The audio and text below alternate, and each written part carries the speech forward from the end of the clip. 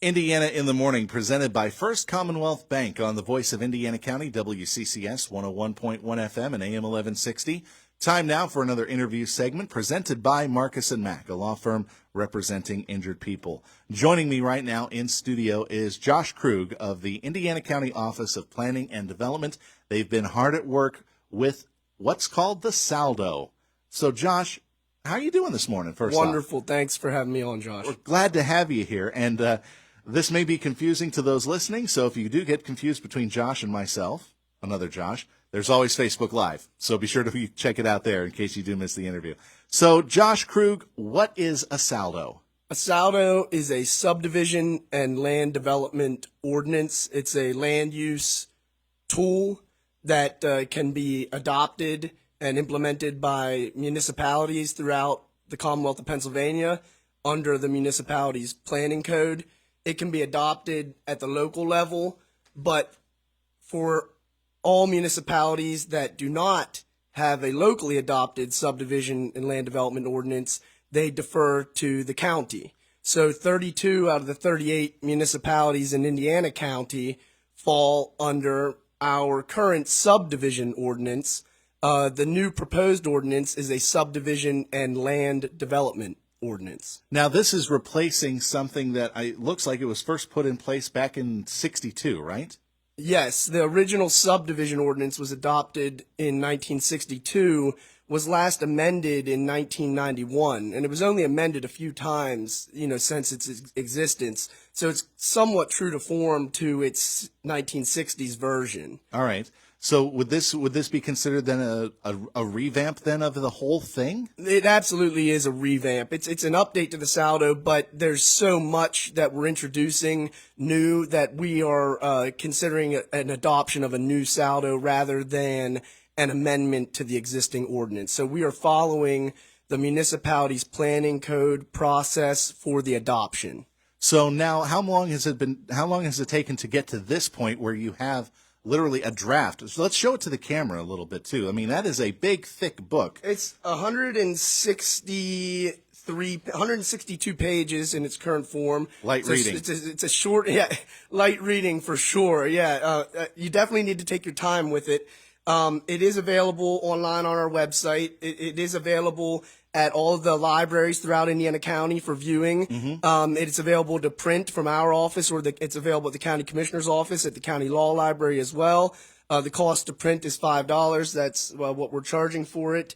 And we're really excited to get to this point. We've been working on this project for actually 5 years as a planning commission, and as we have a subcommittee of 3 planning commission members that have been along for the entire ride to get us to this point. We did have a consultant engaged during the first year or so, and then as staff and as a committee, we've taken it from there to refine it further. We've been out to the public 2 different times to engage with them, once for input, etc. Mm-hmm. And then we've recently been back out for feedback on the current ordinance. So people can take a look at this plan right now, whether it be at those locations you mentioned, just breezing it through there, or they can actually get a copy of it for themselves.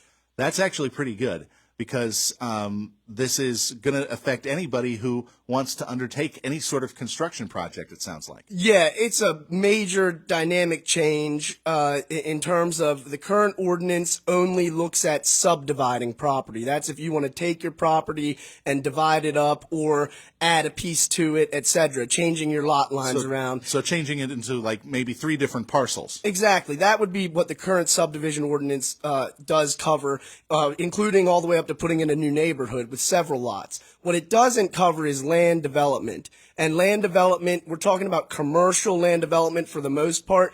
Essentially, it's anything that is not a single-family residential home or structure, or an adjacent or accompanying structure to the single-family home. If any commercial building is considered a land development, even 2 houses on one single lot that's not been subdivided could be considered a land development. Okay, so it could be anything from that 2-house setup to schools and churches to businesses of any size. Absolutely, and it doesn't even only include buildings. We have different classes set up and this is why it's important to look at the details of the ordinance. It goes all the way from regular subdivisions up through land developments with building and land developments without building. The reason we have that is, for instance, if you were putting in an ATV park or something like that, where people are coming and going and you need parking and lighting and other considerations, maybe a landscape buffer between you and your residential neighbor property. That could be a land development without building. Also, a large tower of some sort could be a land development. A cell tower or something. That could be considered a land development. All right, so we're getting a good handle on this, and the average Joe or Jane, this affects them, as we said, in many different ways. This sounds like, though, it is a very radical change. As you mentioned, you're adding in land development. And that wasn't even considered, not even in the revamps that were done in previous years. I think the last revamp was the 1990s? Absolutely. So it is a radical change for us in terms of adding this land development component, but it's absolutely in line with best practices in planning throughout the Commonwealth and all the recommendations that are coming from the state and regional levels. This is actually a key recommendation from the comprehensive plan that was adopted by the county commissioners in 2012 was to get a subdivision and land development ordinance adopted. It's not zoning. I need to say that. You can still do anything anywhere that there's not a zoning ordinance. Right. You just need to be able to abide by the land development guidelines, the design guidelines that are actually in the ordinance as based on what you're proposing. That there is a very strict line and a strict difference between the two then. Absolutely. Zoning, you're looking at particular land uses being allowed in particular areas of a municipality. This does not regulate what can happen where. Okay, all right. So but rather how it needs to happen when it happens. It's about responsible development. Excellent. We're talking with Josh Krug this morning of the Office of Planning and Development about the new SALDO that's being put in place, the Subdivision and Land Development Ordinance. And right now it is up for public inspection, right, Josh? Yes. So as I mentioned before, we've been out to the public twice. We've engaged. We had 7 regional public meetings a few years ago at school districts. We've had 4 regional public meetings over the past several months to engage the public again. And now we're going above and beyond to open it up for a 60-day public review. As it's not required by the municipality's planning code, this is something that we're doing outside of that, but part of our adoption process. It was opened on May 2nd. The county commissioners on their last meeting in April approved opening the public comment period. It will end July 1st.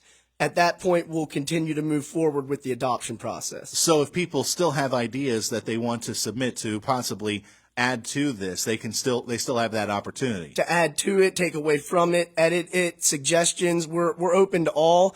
There's actually an email address that's available. You can get to the link at our website at icopd.org. I believe that it may be comments at ceo.co.indiana.pa.us. It's a long extension, but at any rate, at our ICOPD website, you'll be able to find all the information related to the SALDO, including the ordinance itself and some supplementary materials like a summary document that'll eventually be in the paper, and also a guidelines for different the different classes.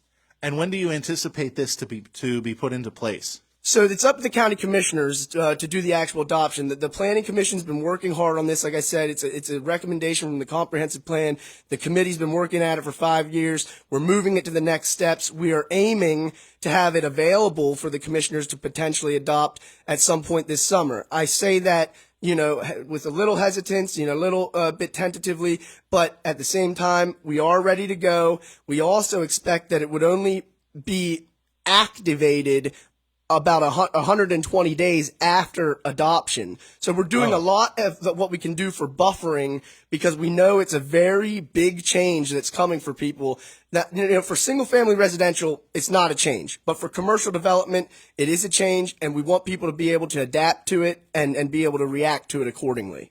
All right, Josh, we are just about out of time for this segment, but if people want to take a look at this, I actually just went over to the website and briefly, you're able to download it from the ICOPD website, and you're also able to examine it again at the county commissioner's office, the law library, the public libraries here in Indiana County. Anywhere else that I missed? All the libraries. Yep, it's on our website as well, and it's available at our office, at the planning office, and the commissioner's office. All right. And if anybody has any questions, they can get a hold of you there at the They office? can get a hold of me. They can get a hold of anybody really at our office that can connect with me, and we're happy to answer your questions or have a conversation about this. Also, for folks who are interested in furthering the discussion, like in their own circles, if you have an attorney that you work with on developments or subdivisions, or a surveyor that you've worked with in the past, those are other kind of key stakeholders that are in the know on this. All right. And again, what's the best way they can get a hold of you at the office? They can call our office at 724-465-3870, and they can get a hold of me via email. Again, it's a long extension, but it's Krug, and then it's the ceo.co.indiana.pa.us. That is a my long email. address. It is a long address, but the best thing to do would be to find our contacts on our website, and as well as the information available, or to call our office. And that web address is icopd.org. Josh, thank you very much. I mean, this has been very informative, and I'm sure a lot of people will be interested to see how this turns out and how it will affect them as they move forward with construction in the near future. Again, Absolutely. Thank you. Thank you for joining us. Josh Krug from the Indiana County Office of Planning and Development joining us on Indiana in the Morning, presented by First Commonwealth Bank. Our interviews presented by Marcus & Mack, a law firm representing injured people.